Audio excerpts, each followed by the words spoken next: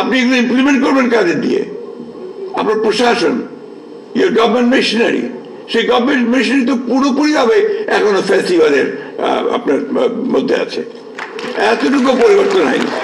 যে কথা বারবার এসছে যে এখানে ডেমোক্রেটিক কালচার যদি না থাকে, তাহলে আপনি সেই ডেমোক্রেসি বারবার বলতে হচ্ছে আমাদেরকে এটা করতে হবে, এটা করতে হবে, এটা ডেমোক্রেসি, এটা এইভাবে যেতে হবে।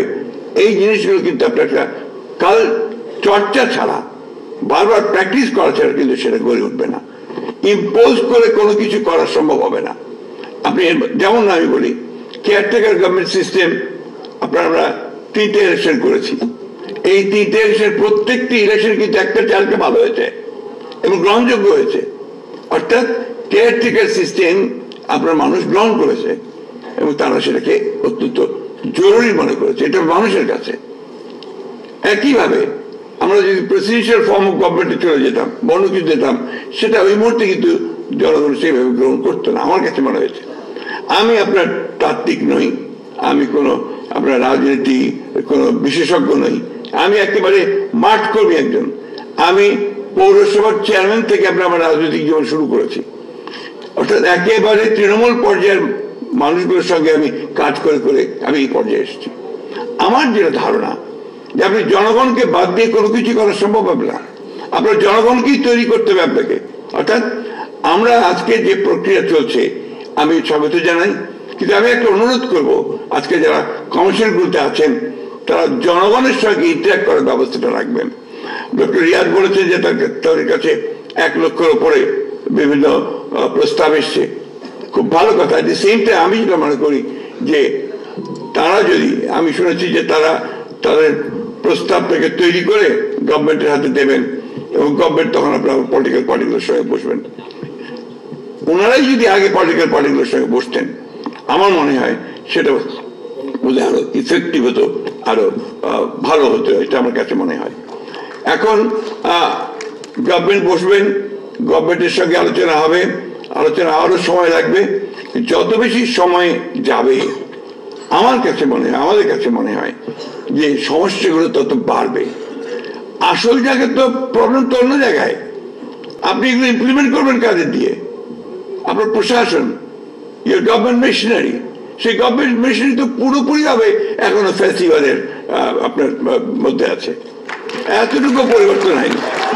একটা ফাইল নড়েন, আপনার ছাত্রদের যা আহত হয়েছে তাদের চিকিৎসার ব্যবস্থা কোথায় আটকে আছে খুঁজে বের করে দেখবেন এই ফাইল দিয়ে আটকে আছে, প্রবলেমটা ওইখানে হয়ে আছে।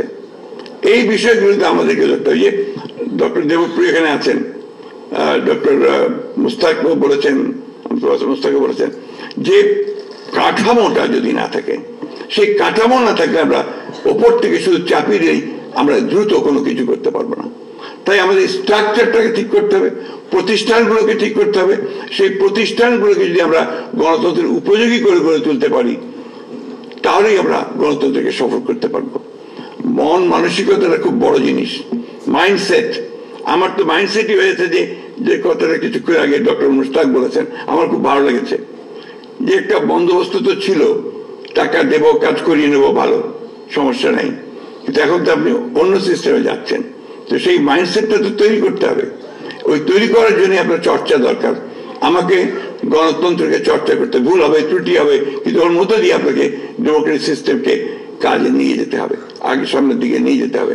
আমি বক্তব্য দীর্ঘ করবো না, কারণ এখানে আরো আছেন অনেকেই বক্তব্য করবেন। শুধু একটা কথা বলতে চাই, খুব জরুরি কথা আমার কাছে মনে হয়েছে, যে আমরা যেন 71কে ভুলে না যাই। 1971 সাল, এটাকে যেন আমরা কখনো ভুলে না যাই। আমরা যেন এই যে তারপরে ধারাবাহিক গণতন্ত্রের যে সংগ্রাম, লড়াই 71-এর পর থেকে, সেই সংগ্রাম প্রত্যেকেই আমাদের মনে রাখা দরকার। এবং সেই লড়াইয়ের মধ্যে দিয়ে আজকে আমরা ছাত্রদের ত্যাগের মধ্য দিয়ে, তাদের আত্মত্যাগের মধ্যে দিয়ে আজকে আমরা এই জায়গায় এসে উপস্থিত হয়েছি।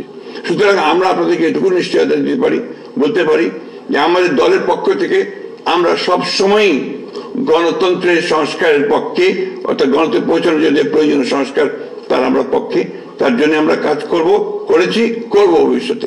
কিন্তু একই সঙ্গে আমরা মনে করি যে জনগণকে বাদ দিয়ে কোনো কিছু করাই, উপর থেকে আপনার চাপিয়ে দিয়ে কোনো কিছু করা যাবে না। সুতরাং আমরা সকলকে সঙ্গে নিয়ে সেই কাজগুলো করব। ধন্যবাদ সকলকে। আসসালামু আলাইকুম।